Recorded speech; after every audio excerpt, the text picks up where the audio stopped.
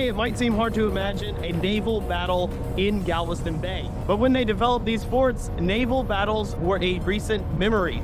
So here we are on the Bolivar Ferry, making our way over to Fort Travis. So as we're here in the middle of the ship channel, we look over back towards Galveston and we can actually see Fort San Jacinto right over there. Today, this ship channel is one of the busiest in the United States. Through the Galveston, Texas City, and Houston ship channels, for nearly 2 centuries, it was deemed important to protect this passageway from enemies who might want to do harm or take over Galveston or Houston, especially during World War II when there were German U-boats in the Gulf of Mexico looking to do harm to the United States. Fort San Jacinto and Fort Travis were deemed extremely important for protecting the petrochemical facilities in Houston during World War I and World War II. Those petrochemical facilities were playing a huge part in fueling both of those wars. Today, it might seem hard to imagine a naval battle in Galveston Bay, but when they developed these forts, naval battles were a recent memory.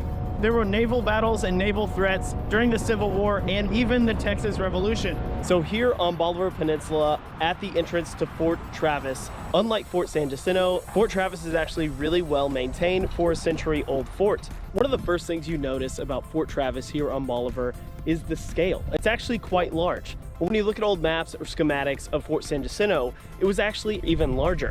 Now, standing right here, looking directly out into the Gulf of Mexico, it is easy to see why the Republic of Texas, after it gained independence from Mexico, wanted to start a fort right here. You could see enemy vessels coming from miles and miles away. And if you had the proper artillery, you could actually fire on them from land instead of having to take it to a full naval vessel-to-vessel battle. One of the best ways to protect Galveston from a naval attack is from Bolivar Peninsula. But at the turn of the 20th century, when the Coastal Artillery Corps came into the picture, why wouldn't you set up forts and artillery where previous militaries had already proven their worth? Fort San Jacinto and Fort Travis. Another very interesting thing about Fort Travis, just like Fort Crockett on Galveston Island, during World War II, there were prisoners of war held at Fort Travis. Many of those prisoners of war were German.